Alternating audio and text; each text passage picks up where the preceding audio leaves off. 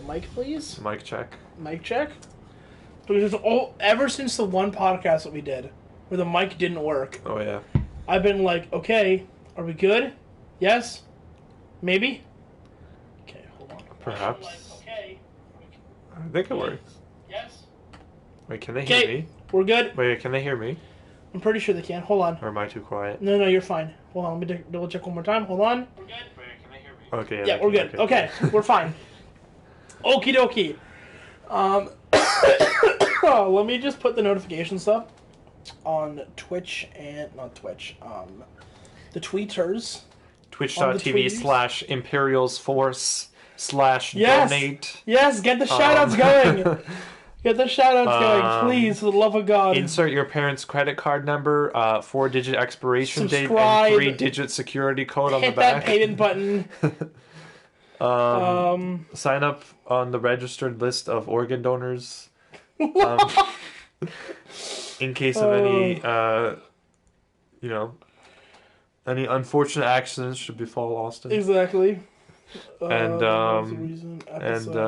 donate. Of book. What's it called? The Twitch Fett. things, the bits. Is that what it's called? Oh yeah, little bitties. Yep. What does gift sub mean? That's I don't understand. So basically, you can subscribe yourself, or you can gift a subscription to someone else. Oh. So you give someone else a subscription, but you pay for it. Yeah, but I feel like I see sometimes people will be like, "Oh, I'll give you like 20 gift subs." Like, isn't that a lot of money? Yeah.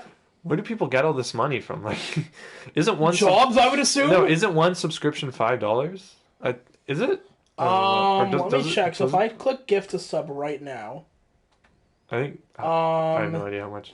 So gift one. Well, there's different tiers, right? So there's tier 1. Oh, so tier one gift sub. is $7. 5 is $7. $35.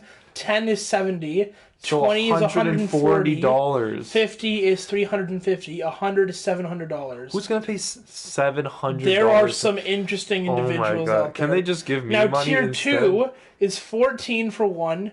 So 14 what's the difference for one, between the tiers? Basically, certain subscriptions I think will last longer. Whatever. Do you get like 100 subs at tier 2? $1,399. Jesus Christ. Tier 3 for one is $34. $34? Yeah. They don't even have 100 subs because it's too much money. I'm sorry, if you're paying $34, $359. It's insane. If you're paying $34 for a subscription, like, can you not? Yeah, exactly. Like, I mean, please do, guys, but like, don't at the same time. No, like that's kind of crazy. You know what I mean? Like, yeah. I don't know. That's some serious dedication right there. Exactly. No wonder these people make a lot of money off Twitch. You know. Let me link the stream. What is this? Twitch.tv. Whoa! Autofill. Love it. Woot! I'm dying slowly. Okay, I'm gonna go to Discord. This is the problem. Whenever I want to put something out here, it takes you like the first 5 minutes to like get all the links out and all sorts of nonsense. Right. At everyone. You should like make a script or something that Yeah, exactly. does it all at once, you know. Yep. Uploads to your Discord and to wherever else. You have Twitter now, don't you? Yeah, unfortunately. Oh god, do you post on there too? Yeah. Yeah. Everywhere I can. Hey guys, tweeting. We're tweeting over here. Tweeting over here. We're streaming tonight. Yep. Hashtag. Does Twitter have hashtags? Yes, that's where the hashtag thing started, right? Hashtag podcast. Hashtag not another podcast. Hashtag. I don't know. Yeah, Star Wars. exactly. Book of... God, I hate how much this types. I'm never getting Twitter. Well, I said spoilers! Twitter is the worst. So if you don't like spoilers, run away now, because we're talking about Book of Boba Fett, Episode 1. The initial kickoff. Chapter 1. Of the Book of the Boba Fett. Boba Fett. Of the Boba Fett, as my mother calls it. Chapter 1. Book of Boba Fett. Okay. Well, I think we can just jump into this. Sure. As long as ads are... Okay, good. The ads are fine. We're fine. We're good. Ads? So yeah, once again, we are joined by our lovely, lovely individual. Luca, how you doing? How's life? Good evening. Good evening. Good evening, ladies and gentlemen. I'm okay. I'm doing good. How are you? I'm alright. I'm surviving. Yeah. I don't know. I don't know if you are exactly. I'm trying to survive COVID, but it's fine. Like, the auditory evidence does not match up with the. It never does. It never does. It never does. It never does. Yeah, that's how people get catfished online. This is true. This is true. The visuals. Stay safe, people. Stay safe, because catfishes will get you. They'll get you, and they'll take your money. Yeah. Yeah. At least that's the minimum, best. That's the best case scenario. They'll take your money and break your heart. Yeah. There you go. But that's not really worth it. Catfish.org. No kidding. How do we get to this one? I don't know. Just do the introduction. Do the introduction. Do the thing. Do the thing. Do the thing. But yeah, so tonight we're just going to be talking about the most... Can I not step on the sharp thing, please? There we go. We're fine. Yeah, we're just going to be talking about Book of Boba Fett and the first episode. And a whole lot of other shenanigans. And we'll be talking about this throughout the evening. Probably only for like an hour or so. But yeah. Yeah. So the first episode of Book of Boba Fett came out today. And I kind of went into this completely blind. I watched the first trailer. That was about it. Not sure really what to think about the first episode. It was kind of there. Yeah. I'm excited, but like, I feel like we could have started this better. Yeah. What are the thoughts? I don't know. Like, it's.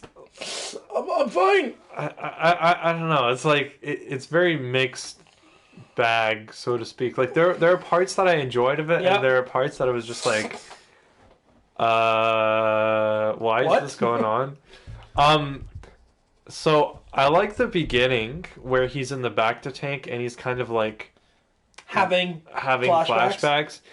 But I feel like, and this is just like a personal thing, but I don't really like how disjointed the show feels. Right. At least I know this is the first episode, so like. Yeah. Well, it'll get there. It'll get there. It just in the first episode, it feels like it was like, okay, flashback. Okay, now we're in the future.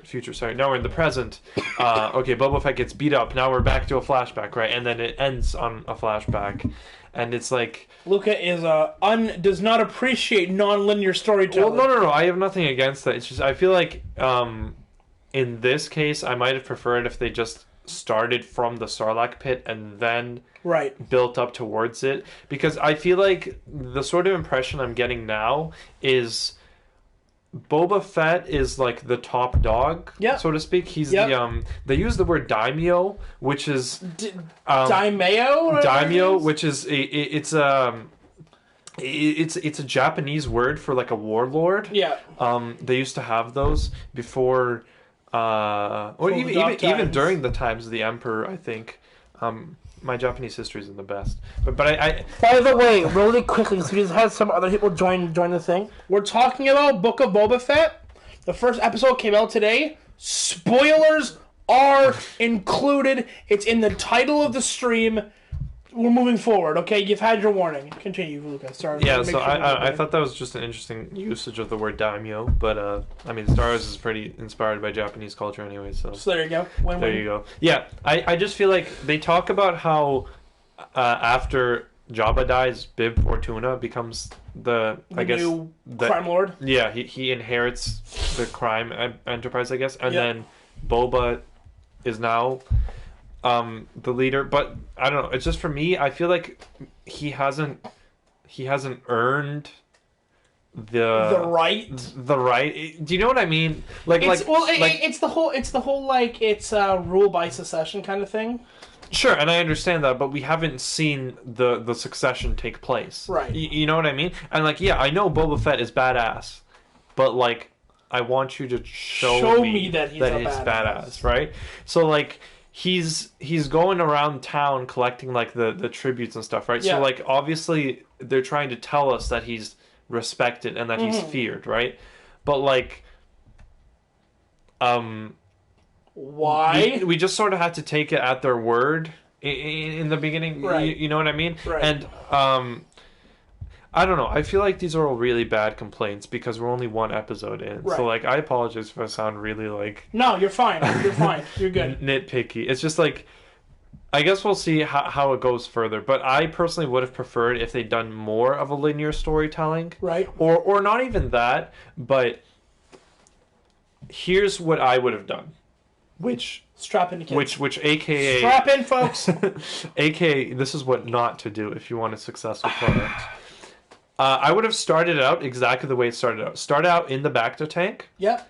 Flashback. But then from that flashback, commit fully and take us until the Bacta tank. Right. If that takes multiple episodes, which it probably should, so be it, right? But I would have preferred if it would have been like that. Because then, as the audience, we get that tease, or like, oh, okay.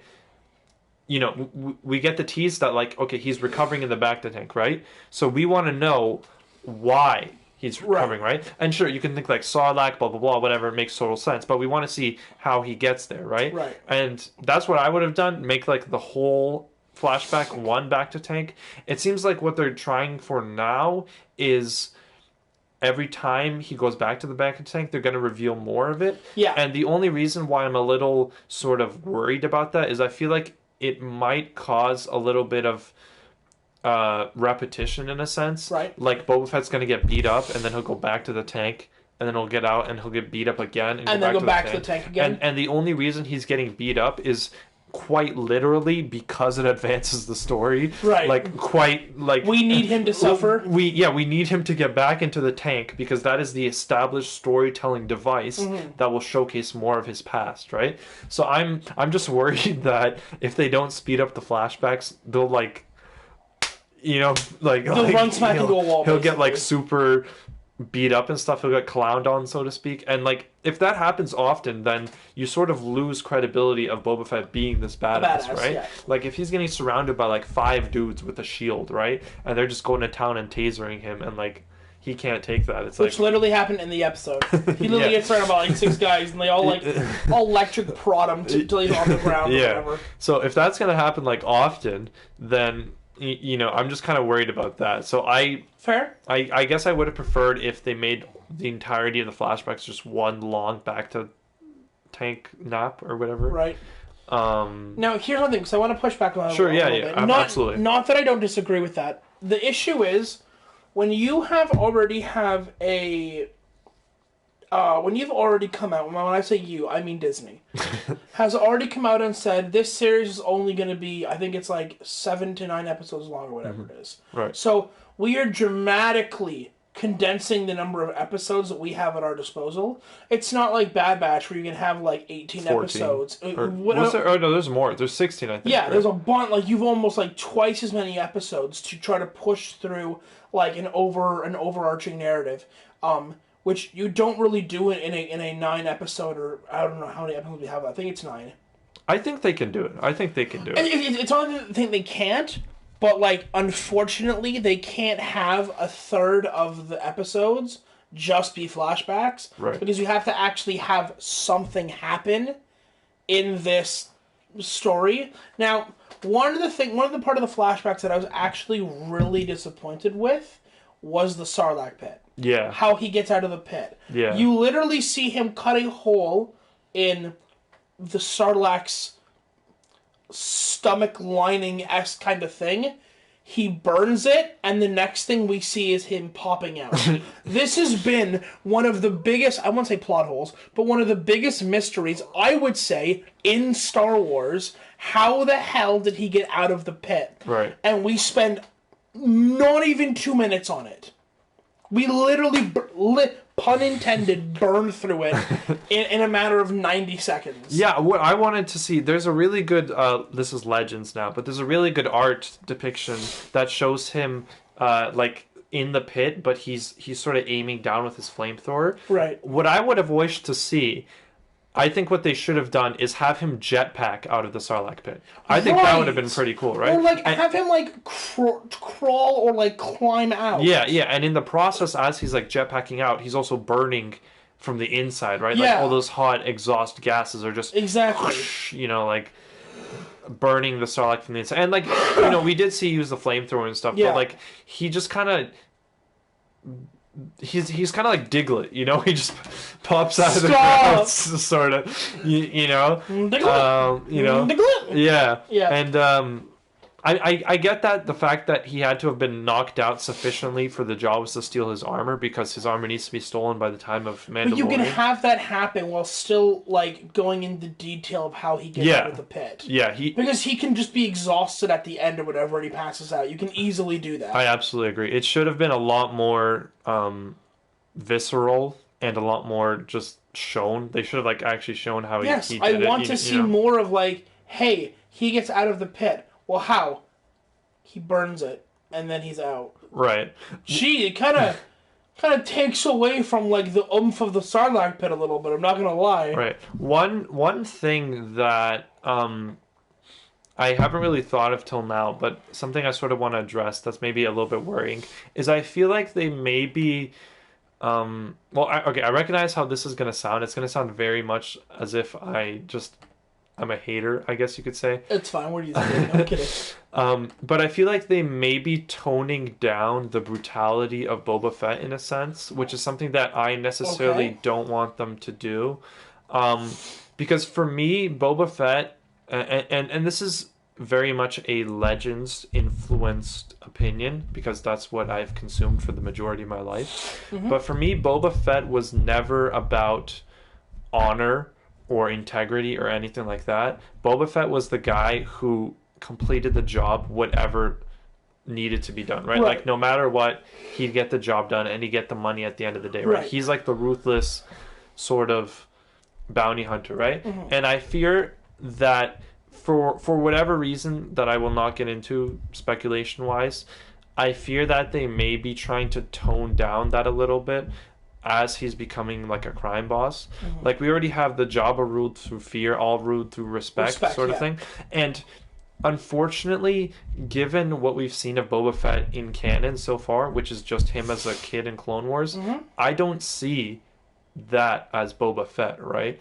I don't see the kid who would lay that trap on that, I think it was Vancor was the planet. Mm-hmm. Remember that one episode where they laid the trap for Mace Windu in the crashed Republic cruiser? Yeah. I don't see that kid being the sort of honorable type, right? Right. I see Boba Fett as like I see Boba Fett as sort of like Star Wars MacGyver in a sense, like evil MacGyver in a sense. Right. He's really smart, and he uses every trick and tool at his disposal to accomplish the task at hand, his goals, right? Yeah. And he has no sense of morality because you can't in his line of work, right? Right. If you're going to be the top bounty hunter, you have to throw away any pretense, any sense of morality, exactly, right? Any guiding compass, exactly. It's basically whoever pays you the most. Exactly. Wins. All you care about is the wishes of the employer and of the person who's putting out the bounty, right? Right. So that's the I guess vibe I always got from Boba Fett. Mm-hmm. And I feel like now, maybe as a result of them trying to connect him more to being a Mandalorian, because I know in the Clone Wars and stuff, George Lucas and Dave Filoni kind of said like, oh, he's not a Mandalorian, he's like a faker, like Jango stole the armor, which is stupid, and Legends did it better anyways. And I feel like they're trying to sort of retroactively fix that or retcon it by saying, if you remember in The Mandalorian, when they meet on Tython, he's like, no, this is my dad's chain code. He's actually a Mandalorian, right? Right. So I feel like they're trying to overcorrect in the other direction. And, like, yes, honor and integrity is absolutely a part of Mandalorian culture. It's like, it's core. Right. Yeah. But that doesn't mean that every Mandalorian has to follow those values, right? You know, like, you can have... Boba Fett grew up, right... His father was decapitated when he was 10 years old, right? He had to grow up by himself for the rest of his, adult life. Right. He grew up with seedy characters like Bosk and Aura Singh and all those other bounty hunters. Like Dooku. Do you think that he would be raised in an environment that would nurture a empathetic or like a moral view of the galaxy? Do you think he would be around those sort of characters? Because I don't, right? Yeah. I see sort of the nature versus nurture argument. Like, I see that having a profound effect on him, and I see him realizing that the only way I can survive in this galaxy is to be cutthroat, right? To be ruthless, to take out my enemy before they take out me, right? So like I get the whole Mandalorian honor thing. I have nothing wrong with that. Even in Legends, further on down the timeline, he does delve more into his Mandalorian honor. He does become actually the Mandalore. Sorry if that's a spoiler. The books came out like 20 years ago. Okay. The books came out like 20 years ago. So I don't have a problem with that. I just but even still, he was very much like the independent sort of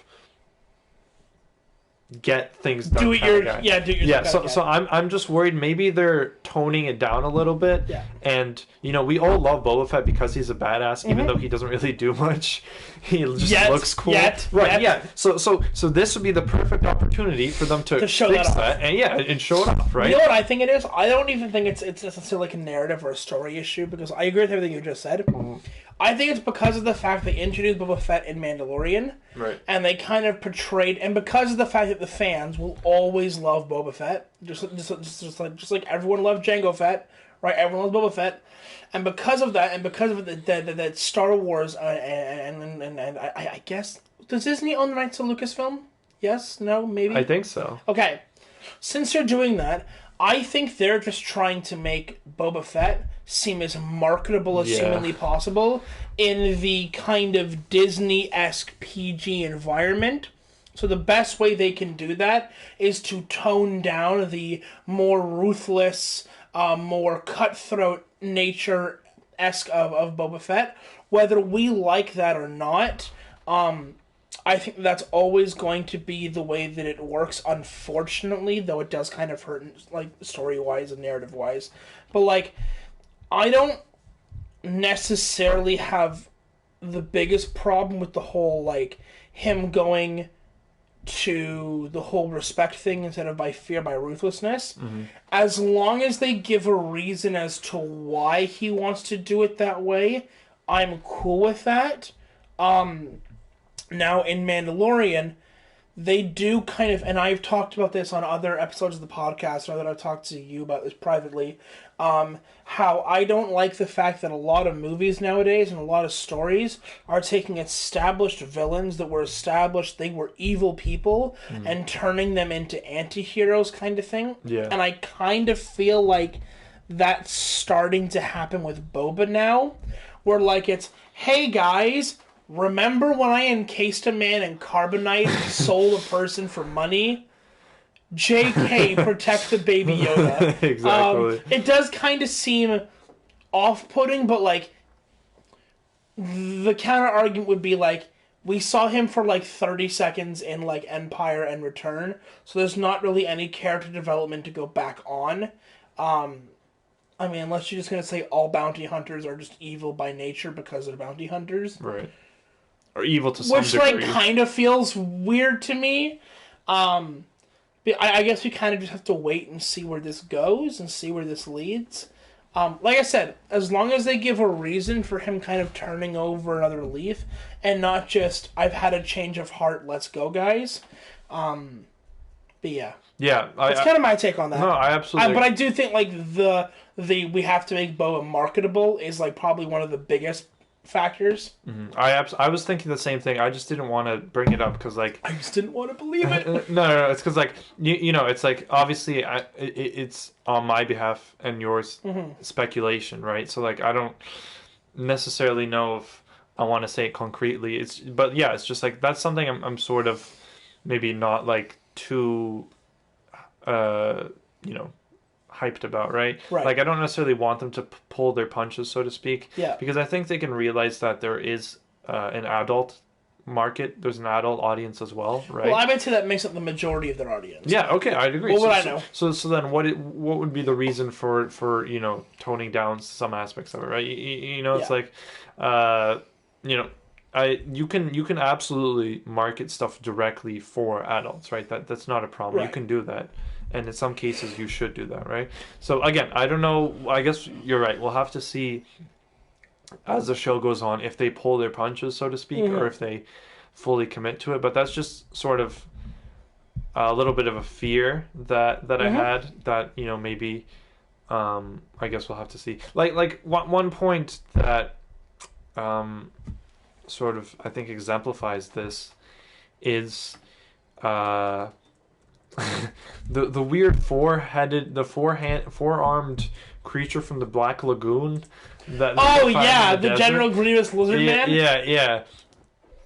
When he kills that and when they decapitate it, Boba returns with the Tusken Kid to the camp. Yeah, I'm sorry. I'm calling absolute malarkey on that, because like, I'm sorry, that was probably the worst part of it for me. Like, if this is Boba Fett, he is slapping that kid. He can leave him alive. That's totally fine. Yeah. But he is slapping that kid away, and he is running. He's taking his chances in the desert, okay? Yeah. He's not coming back to the Tusken camp just so he can get some pittance of a sip of water from some weird subterranean fruit, all right? Like, that's not Boba Fett. You know, it's like, I don't really know what they're playing, but... I mean, maybe he thinks that, like, they have his armor or whatever, and that's why he's sticking around, but, like, if they don't... The problem is they don't communicate that. Yeah. You see him go back, and again, maybe they're playing into the whole respect and honor thing. You go back, it's the noble thing to do. That's like, BS. You have to explain why he's doing that. You can't just give us the thing. It is not honorable and respectful to return to your captors. That's not how it works, okay? If you escape from somewhere, you don't return back because it's the right thing to do. Like, or at least you shouldn't, because that's not the smart thing to do. You know what I mean? It's like, what is often the smart thing to do is not necessarily the right thing to do. No, but I've said before, Boba Fett should be smart, right? Men in his... He's a conniving kind of guy. Yeah. People in his line of work get by being smart, right? Yeah. Like, even Fennec Shand, as another bounty hunter, she's pretty conniving and smart as well, right? Yeah. Like, don't expect her to make stupid decisions. Yeah. So... Master Assassin... proceeds to immediately get her ass. Yeah, it's like, this is Master Assassin. Fennec Shand, 5 minutes later, she got her ass handed to her. Yeah. That wait until there were like 6 of them, so like, there you go. That part just really bothered me, because, and they end the episode on that, right? So there's not a lot of breathing. Yeah. It's just like, he comes back, they give him the sip of water. And we close. You know, it was a really jarring ending. That's all, folks, you know. Yeah, that part just really... That part was probably my least favorite part. I just don't see what they're going with. Are they trying to do like a Stockholm syndrome sort of? No, but I'm serious, right? Like, plot twist, Bo's got Stockholm syndrome. Is he developing respect for his captors in a sense? Is he trying to win his freedom? Is that what they're going for? I guess. Right, because he shows up, chain in hand, right? He could just leave anytime he wants. Yeah. But no. He comes back. Is he worried that he'll be hunted down? Sure, that's a fair argument. Maybe he thinks if he runs, he has a better chance of dying in the desert than anything. I get that's a fair argument, but just before, when he's talking to the Rhodian, he's like, if you hadn't kept your mouth shut, we could have gone to Anchorhead and gotten a ship out of here, right? Exactly. So I'm pretty sure he knows roughly Tatooine geography, and a guy like Boba Fett, I feel like, would rather take his chances by himself versus... with someone. Because I think it's better, he can depend on himself more, and he feels more, he likes his chances more if it's up to him versus whether it's up to the Tusken Raiders in the camp. You know what I mean? No, I hear you. Yeah. I think to be fair, I think that's totally reasonable. Again, it is only the first episode, so we kind of have to wait. Right. I'm sorry. But no. Okay. Criticism, regardless of how many episodes we're in, is always warranted. Okay. If we can't criticize pieces of art, even if they're incomplete pieces of art, we have a problem. This is like arguing you can't criticize the beginning of a trilogy because we haven't seen the whole trilogy. It's like, well, no, if you do dumb shit, I'm gonna call you out for it. Right, and it's not even like negative criticism in a sense, right? Or it might be in some. We just want to know why. Yeah. That's all we want to know. It's not like I hate it. It's just like there's some parts that I hate you that I wish could have been better. You know. Yeah, exactly. Okay. One thing I do like is, sort of. I know you don't like this film. Uh-oh. Here we go. He's gonna bring up that dog shit film, isn't he? The beginning or not the beginning, but the part where he's sitting on the throne and people are offering tributes. reminded me exactly of the beginning of The Godfather when they're at the wedding. Oh, God. They're like, Don Corleone, thank you very much, blah blah blah, thank you for helping me with this task.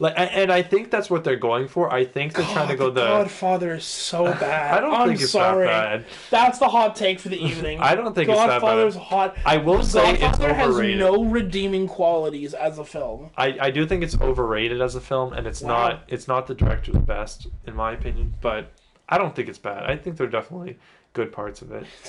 Al Pacino's performance is very good.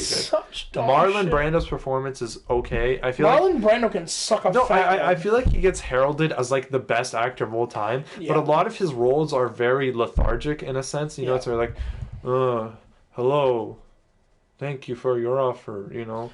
So I hated The Godfather because they all talk like that. Yeah, my favorite... Put some emotion into it, please. My favorite film, or one of my favorite films, Apocalypse Now, which has Marlon Brando in it. During the production, half the time he was drunk on set and he couldn't even finish his lines. Right? Like, I understand the potency of star power, but like, at some point you have to get stuff done. You know what I mean? Like, I don't care who he is. I care about the performance he makes in the film, right? No, I know. I totally get that. You know what I mean? It's like. Yeah.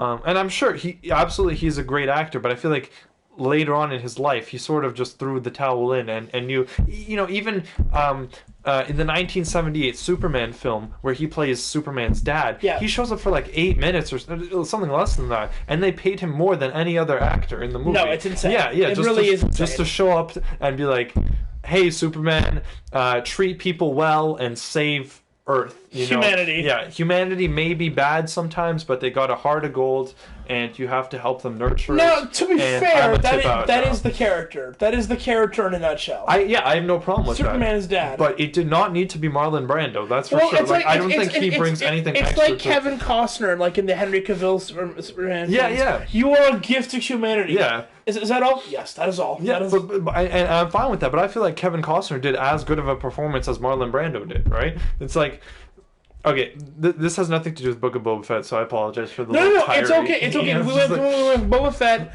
to Book of Boba Fett is, people have already flat out called it like this is the Godfather of Star Wars. Yeah. In which case I cringe heavily because Godfather is a trash film, and not just a trash film, but a trash trilogy. And I dare anyone to get in the comments right now and debate me on this. It's awful. From what I've heard, I don't think people like the third one very much. So I think they'd agree with you. I think the first one is considered like the prime gem. And then, like, the second one is okay. I've heard the second one might be better than the first one. Okay, depending on who you ask. Who you're talking to. Yeah. But no, like, synonymously, the third one is considered, like, hot garbage. See, that's where I come in. I think they're all hot garbage.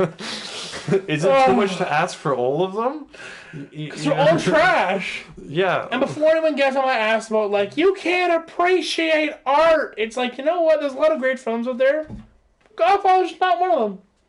Yeah, I don't know. Come at me. I don't care. Yeah, it's very similar to Pulp Fiction. You know, they have like this joke amongst film students that every film student's favorite movie is Pulp Fiction, or it's like, oh yeah. No, I've seen those. Yeah, it's like, yeah, it's a good movie, but personally, I don't think it's that. No, it's like I have a friend of mine who got her political science degree, and it's funny. You go into it politically neutral, not knowing anything, and like you come out of it, and like 80% of the people that come out of it are like Marxists by the end of it. Yeah. Or whatever. Yeah. Good stuff. I don't know. Whatever. That doesn't have anything to do with it. But yeah, I do like the sort of homage, I guess, to like Godfather. Yeah. And how they're trying to make him like a boss and stuff. Mm-hmm. And then the mayor sort of rebukes him, I guess, a little bit. A bit, I guess. He's like, no, you pay me. I don't pay you. It's like property tax, I guess, in a sense. you know. Taxes. Okay, this is gonna sound very super duper nitpicky. Here we so go. I don't even know if I should say it as or not. Opposed to, no, I'm kidding. Yeah. I don't like how like happy-go-lucky the Twi'lek who goes on behalf of the mayor is. Like, okay, the way he sort of acted it just didn't sit right with me. Like, I don't know, it's probably just me, but like... It's that false, like... Yeah, it's like, apologies. I'm kissing your ass, but I'm also giving you double middle fingers. As hard as I can. Yeah, when Fennec Shand said that Jabba the Hutt would have fed him to his menagerie, yeah, she's absolutely right. And that's what Boba Fett should have done. Boba Fett should have slapped him out of here, right? Not like, none of this, like, apologetic, oh... he works for the mayor. Like, no. Like, this is Tatooine. What power does the mayor of Tatooine have? I didn't even know that Tatooine had a mayor. Or not Mos mayor. Mos Eisley would have had, like, a... obviously these are different cities, but, like, this guy lives on Tatooine. He has no power. What is he gonna do, right? Yeah. Like, okay, come at me. Jabba the Hutt ruled the planet. Yeah. You know, so it's like... Well, hold on. Did Jabba the Hutt rule the planet or rule Mos Eisley? I feel like... Because we've only ever seen Mos Eisley as Tatooine, and we were like, okay, this is like the whole Tatooine now, cool, bye. I think Jabba the Hutt did rule the planet in the sense that he ruled the criminal aspect of it. True. So he didn't like I don't think he was involved legislatively or governmentally or anything like that, obviously. But like if you were a criminal organization on Tatooine, you had to pay your dues, your tributes to Jabba the Hutt, right? Yeah. So I do think he ruled the planet on that front, or at least he was definitely the biggest mob boss on Tatooine for sure. I will say this, for the whole Twilight coming before Boba and like not paying tribute to remember, and Fennec was like, can't we just kill him? Boba was like, no, wait. It did kind of remind me of certain scenes with Vader, where Vader kind of like, he gives him the slow dry sass or the slow dry sarcasm, but he's like, you pull this again, your ass is grass. You're done. You're getting forged chokes from across the ship. Right? And I feel like that's kind of where they're going with Boba. Mm-hmm. It's like, okay, you screwed up. Fine, we deal with it. You pull this shit again, your life is over. So he's Thrawn, basically. He's Thrawn from the Thrawn trilogy. Yeah, basically. Yeah. Fix your mistake. Or what did he say again? If it happens once, it's something, but if it happens twice, it's... Oh, I know the line you're referring to. Yeah.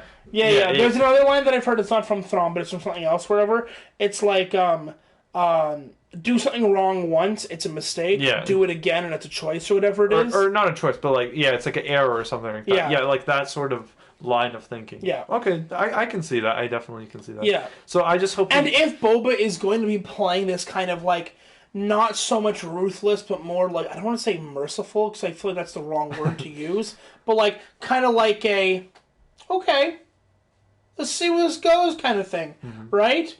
Almost like he's entertained by like the disobedience a little bit, just to kind of see like how far he'll loose the chain or whatever it is. Right. Now, again, if he never cracks out on anyone, I have a problem. But if he kind of goes, okay, let's see this, and then they keep him over, then I think he is just, you know what? Boom, you're done. You're dead. Goodbye. Yeah. So Fennec, we'll have to see what happens. Yeah, I did like, obviously we talk about how maybe he's going like a little all soft his old age. But I did like how he blew that one guy up with a rocket. Yes, climbing on the. I do like that. That was a good touch. Good job, guys. I enjoyed that.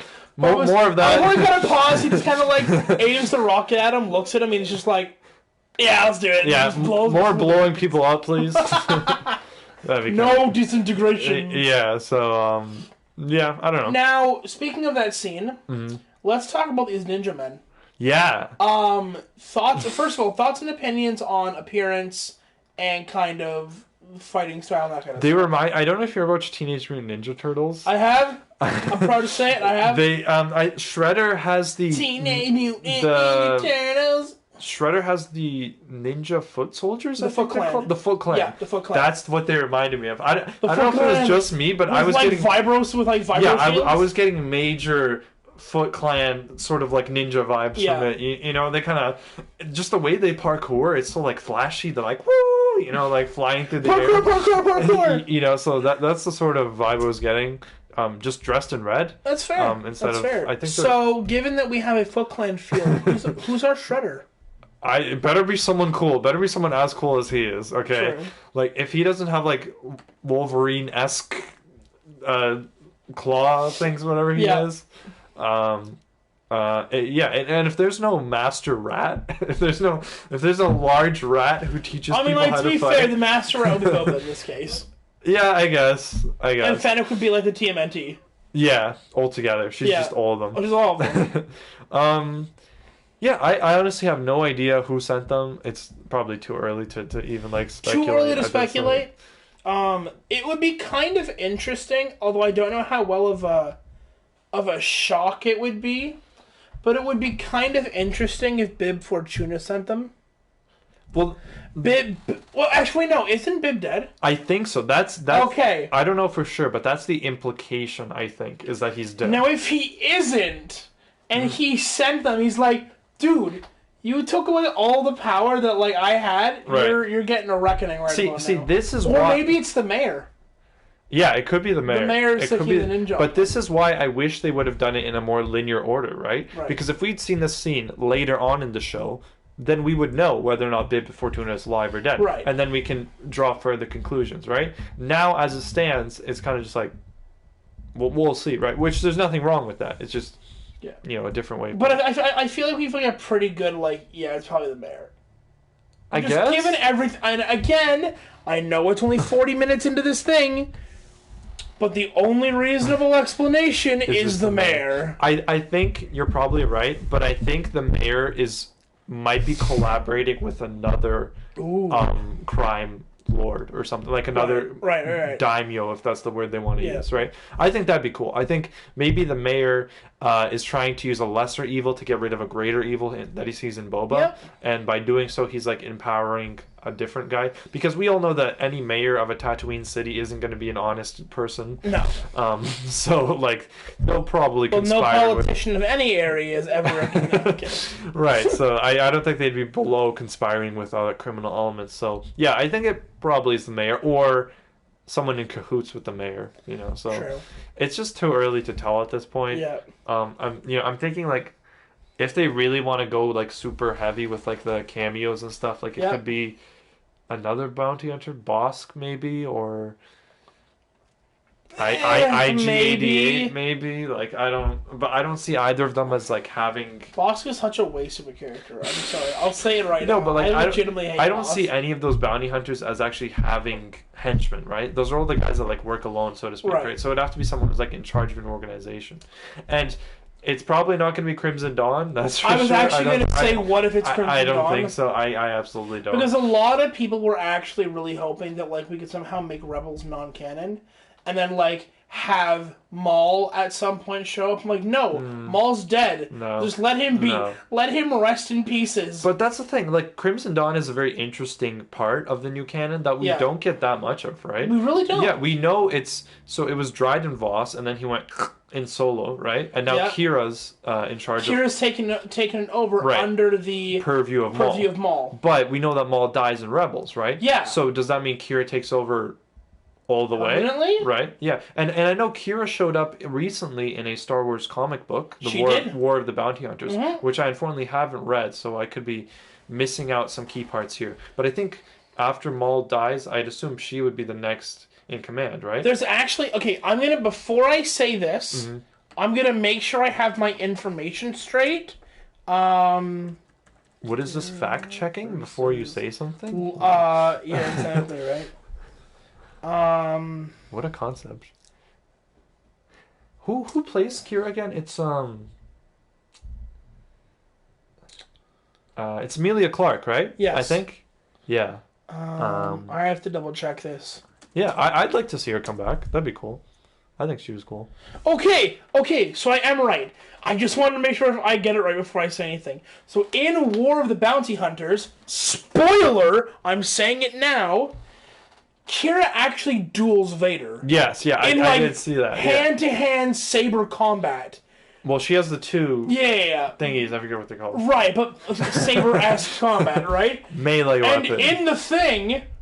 She holds her own against a Sith Lord.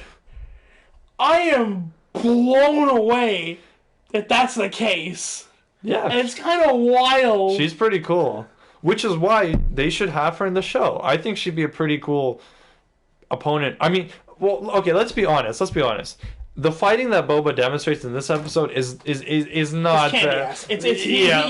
He got dropped by Jawas, all right? Yeah, like granted he just crawled out of the Sarlacc pit, but like he got dropped by Jawas. Yeah, so if Kira can go toe to toe with Vader, I think Boba's gonna need to like go through a training montage. If Kira can go toe to toe with Vader, I think she actually whoops Boba's ass. Yeah, I think so. But that'd be kind of cool, right? Yeah. Have some stakes. Imagine Kira tries to take over the throne from Boba or whatever it is. Mm-hmm. But that's the thing. I don't see her doing that though. Because for me, Crimson Dawn was very much sort of a pan-galactic consortium. Right. If that makes sense. They're not hyper focusing on one place. Exactly right. So I feel like the only way they would get involved is if Crimson Dawn specifically had interest in Tatooine, which is Boba's turf. Right. So maybe just wishful thinking. I don't know. But I do want to see them do more with the organization as a whole, because I think that'd be pretty cool, right? I don't know who else it could be. The Pikes. I mean, we saw the Pikes in Clone Wars. And they were in Bad Batch too. Yeah, I guess. Yeah, they were in the episode when they're in the mine carts, remember? And the bats, the mine carts and the bats. I try to forget that episode, to be honest with you. And then they show up and they talk the talk, but they never actually kill anyone. They're like, do that again, and you won't survive. And then they just leave. It's like the classic like big villain spiel. Yeah. It could be them, but I don't think so. I honestly have no idea. Yeah. I really don't know. I guess we'll just have to find out. Can I say one more hot take? Yeah, go for it. If that's permitted. I don't like the four-armed monster. I think it looks kind of dumb. It does kind of look silly. It kind of looks like the old like Godzilla stop motion. Yeah, like the creature of the Black Lagoon from the 60s. It doesn't feel to me like an animal that would live on Tatooine. Right. That's just me, but like... Yeah. I don't know. When I think Tatooine, I think lizards, you know? I mean, the thing is pretty lizardy. It's scaly for sure, but its actual physiology doesn't look very lizard meat to me. It looks like Goro from Mortal Kombat. True. You know. Sorry, I just finished watching a Pokemon run through or whatever, and the guy had a Machamp and he called it Goro. So when you said that, I went right to that. I'm like, hold on. Yeah, or a Machamp, right? Yeah, the 4-armed monster. Yeah, but it doesn't look very. Who will do 40 reps on your mama? Yeah. You know, like I like the Crate Dragon from the first episode of season 2 of Mandalorian. Mm-hmm. That was really good. That was like that's the kind of Tatooine monster design I want to see, right? Or take inspiration from like I don't know what other sort of animals live in the desert. Camels, snakes. Well, imagine if we had a giant serpent. Yeah, they could have just replaced that with a big snake, right? Scorpions. Yeah, or a scorpion. There you go. Big ass scorpion. They should have just done a big ass scorpion. Because those can like... Which role would it work? Yeah, because those can live in the sand too, right? Yeah, so the poor Rhodian guy digs up the scorpion, it like pinches him or whatever, and it's like feasting on his corpse. The only problem is I don't know if you can choke out a scorpion. It's fine. Can you? Maybe? I don't know. So they would have had to change that. No, you could have Boba jump on its back or whatever and like rip the stinger out or whatever it is. And then like use it against it. Yeah. That's the Boba Fett. You know what I mean? Disney, hire us. We'll do it for that free. Would have been so much cooler than this weird 4-armed centaur reptile hybrid. non-centaur. I have no idea what it is. Really quickly, I want to address something. Absolutely. I was talking to you earlier before we watched the first episode, and I was talking about there was a rumor about a particular character from the Old Republic joining the Book of Boba Fett, and that character was Arden Lin. Now, this is coming from a website called Distractify. I don't know how well reputable this source is. An article called, Is the Dark Jedi Arden Lin going to be in the Book of Boba Fett? Some fans think so. And basically they come out and they say, jokes, no she's not. She just the actor that's playing this character called Dratch on a speeder bike looks almost identical to what Arden Lin looks like in all of the visual comics that we've had of her so far. Right. And everyone was like, I'm like, she even has like the prosthetic arm or whatever. Mm-hmm. And so everyone was like, are we getting her? This doesn't make any sense, but alright, we'll roll with it or whatever. But no, it turns out that's not going to be the case. Right, that's good. And I make a good sigh of relief. Don't get me wrong, Jedi, Dark Jedi, Sith, all of them are cool. But if we're making a Godfather-esque type of show here, we don't need the Force involved. Just leave the Force to the outside. Yeah. Let it be in the main trilogies. Let it be in the main canon. But just kind of leave it off to the side for this project. We don't need it. Yeah, we already got enough Force in Mandalorian as it is, right?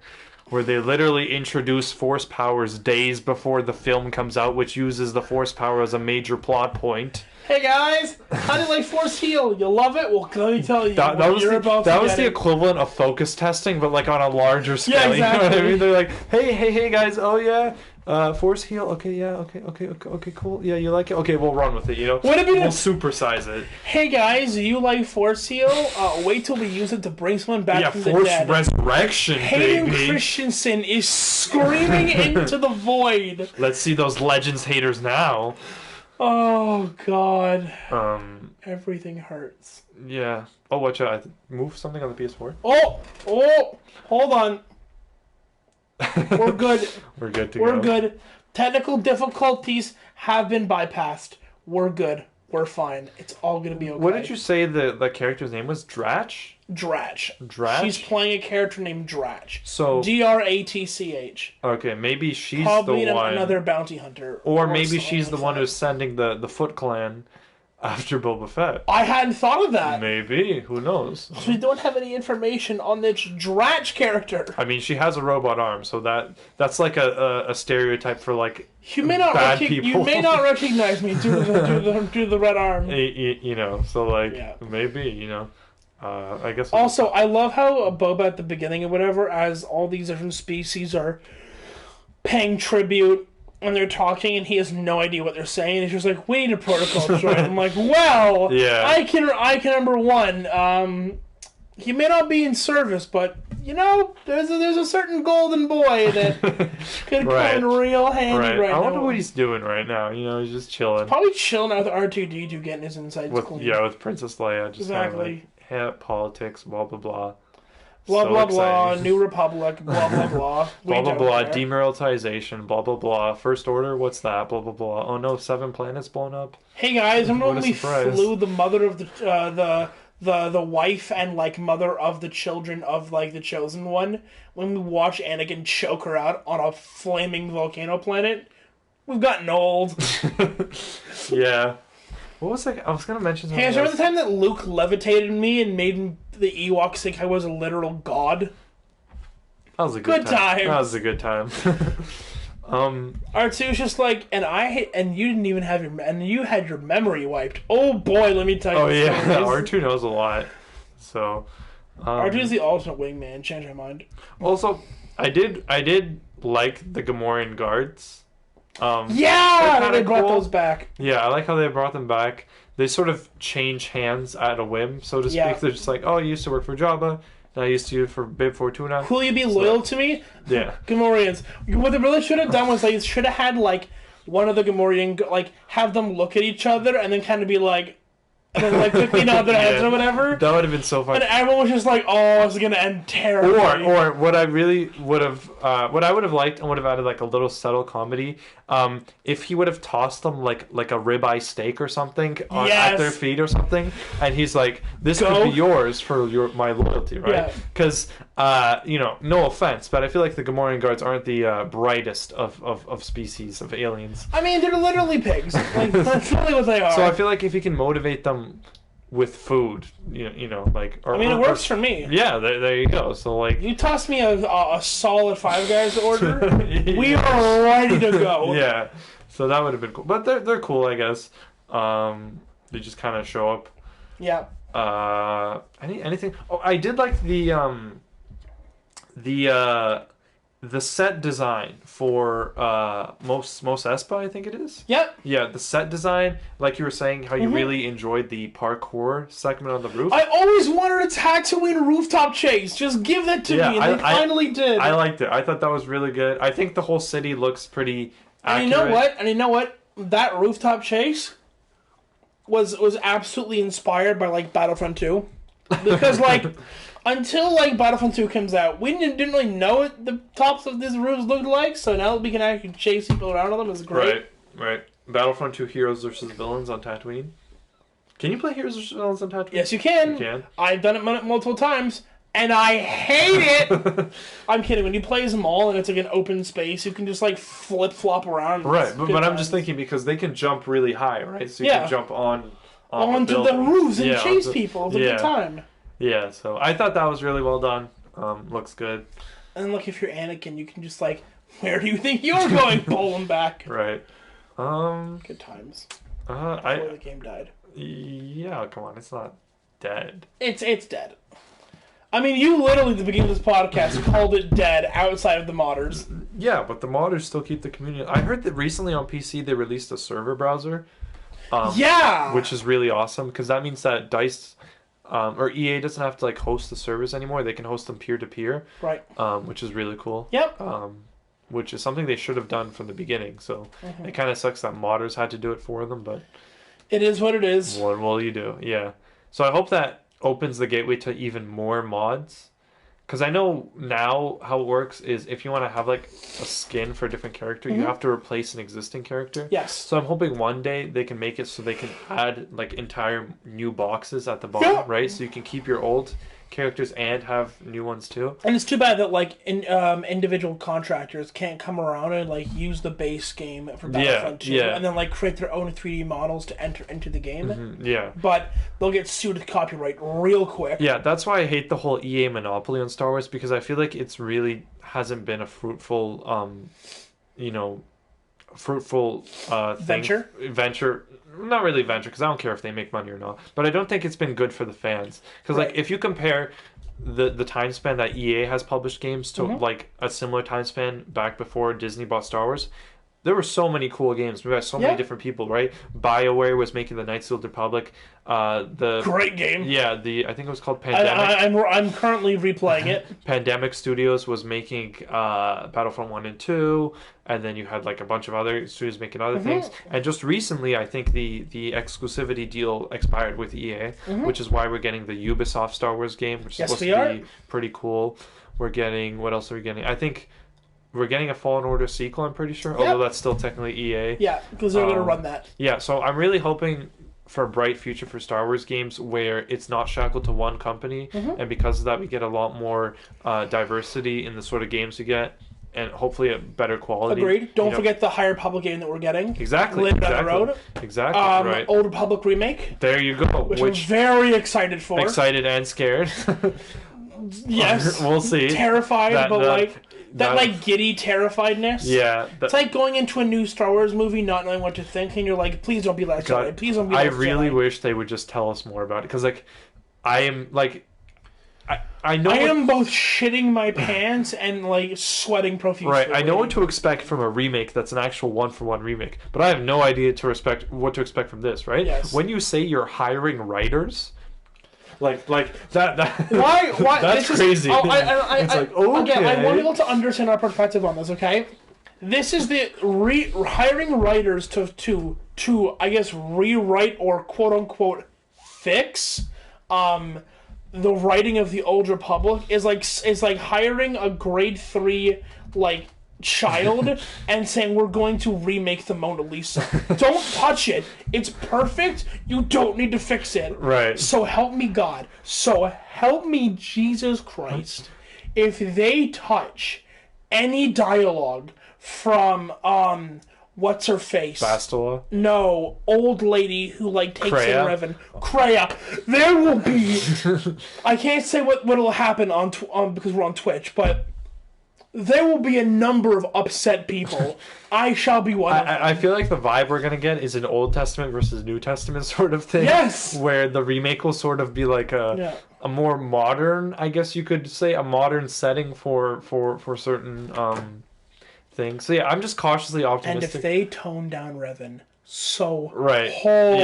please, I'm begging you. If you want to change the gameplay a bit, I can accept that. Right. You want to change the way the game looks, that's fine. You want to update the graphics, fine. But please don't touch the story. Leave the writing. It's okay, guys. We understand you want to put your own spin on it, but you need to understand you are one hop, skip, and a jump away from crucifying one of the greatest Star Wars games to ever exist.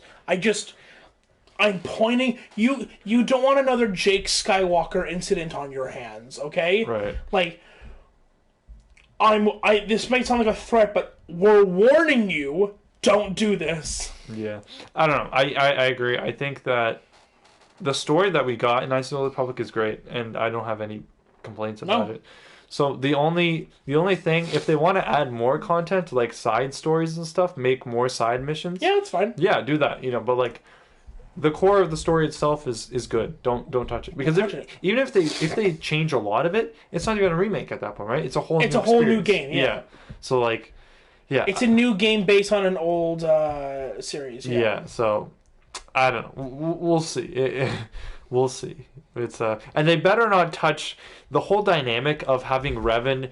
I really like how Revan is sort of the Jedi that intervenes in the Mandalorian Wars when the other Jedi don't want to. Mm-hmm. Like, if they touch that, whole like preemptive action versus retaliatory action. Yeah. If they touch that, it's done. Like, no, that's the core of his character. That's why he falls to the dark side. So like, just.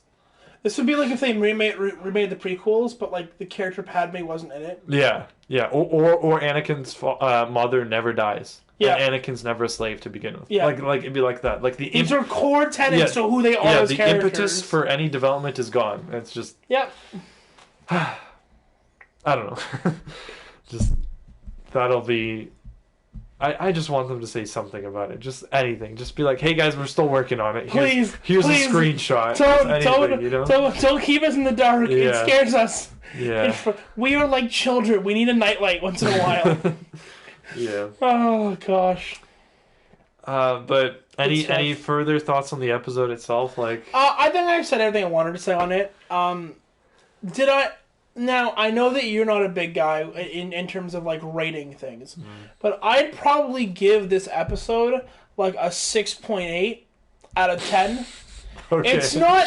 Look, it's not a 7, but it's not a 6.5. It's not a bad episode.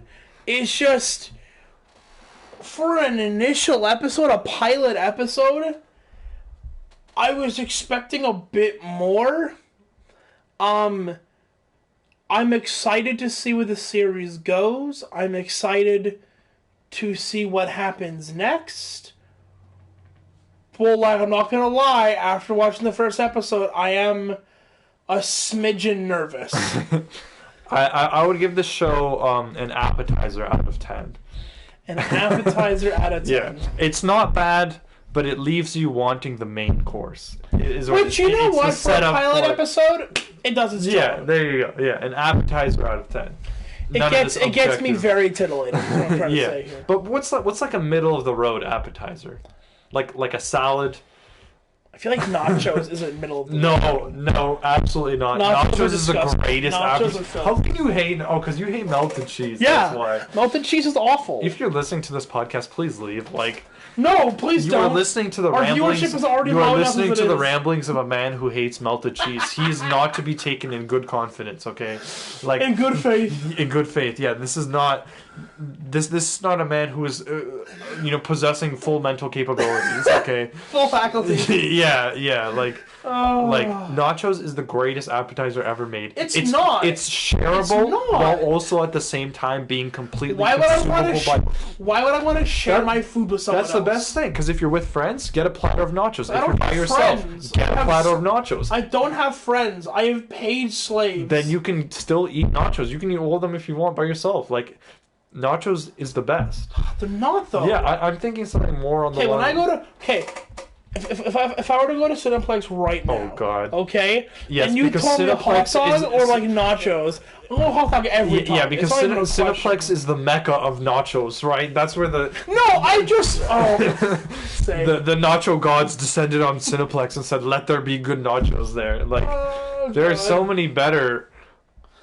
Like... The chat says, nachos are a meal to me. Yeah. They're good. They're really nachos, and like there's so many combinations, Why would you ruin perfectly good chips with melted cheese?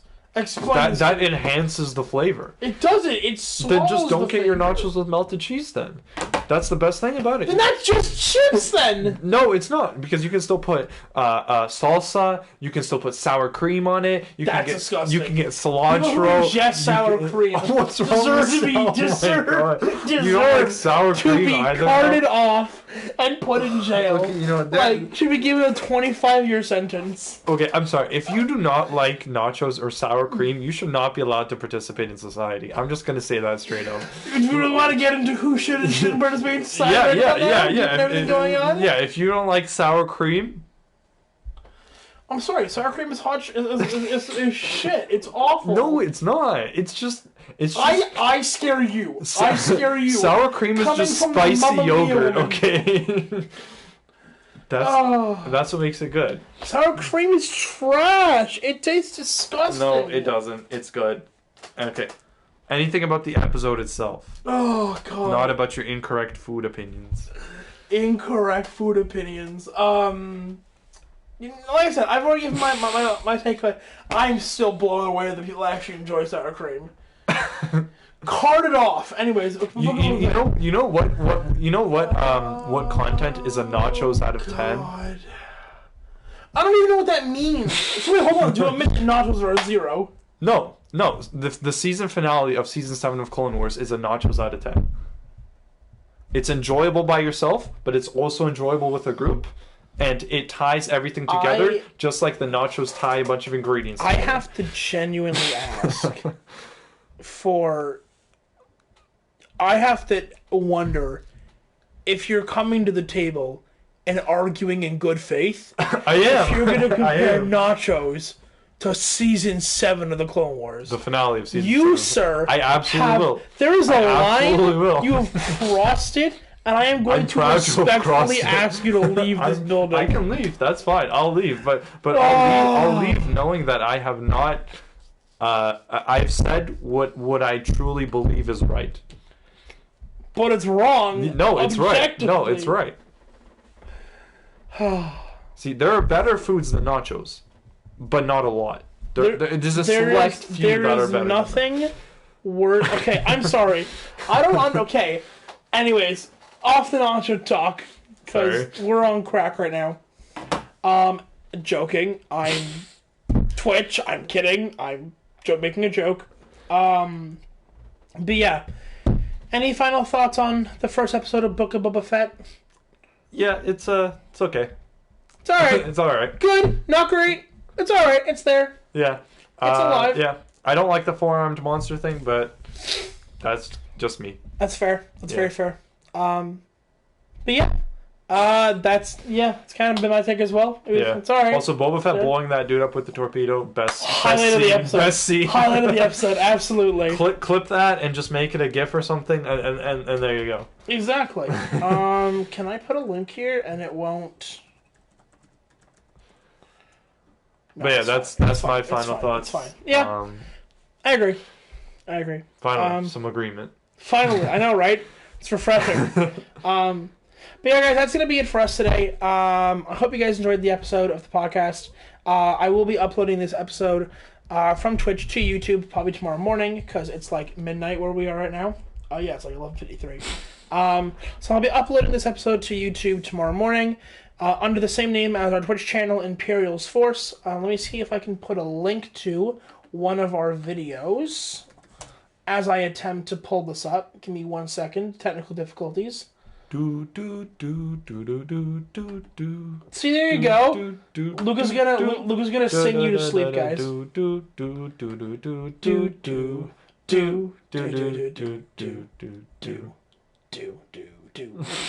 I don't know where that came from. Okay, here we go. Pause this. Please. Mute, at least. He's gonna get an ad. There we go. What's the most embarrassing ad? Most embarrassing. 2/3 of men experience hair loss in their lifetime. But yeah, so here's a link, guys, to our YouTube channel. So one of our most viewed episodes. Go check that out. Like I said, we will be uploading this episode to YouTube tomorrow morning. And if you guys are currently watching this via Twitch, please feel free to give the channel a follow. And if you're feeling extra generous, Feel tier 3 subscription. Feel free to hit that subscribe button for Twitch. $34. Yep, helps pay for new content, helps pay for new equipment, new games, all that good stuff. And if you don't, I don't look. Life's expensive, all right. And if you're feeling, like I said, extra generous, you can go ahead to our YouTube channel and subscribe there. It's completely free. And I think that's gonna be it for us tonight, guys. Thank you guys. Thanks for listening. So much for coming out. Where's my controller? There we go. Thanks for listening, everyone. Have a good night. Yeah, and we'll talk to you guys next time. All right. Bye-bye. Bye.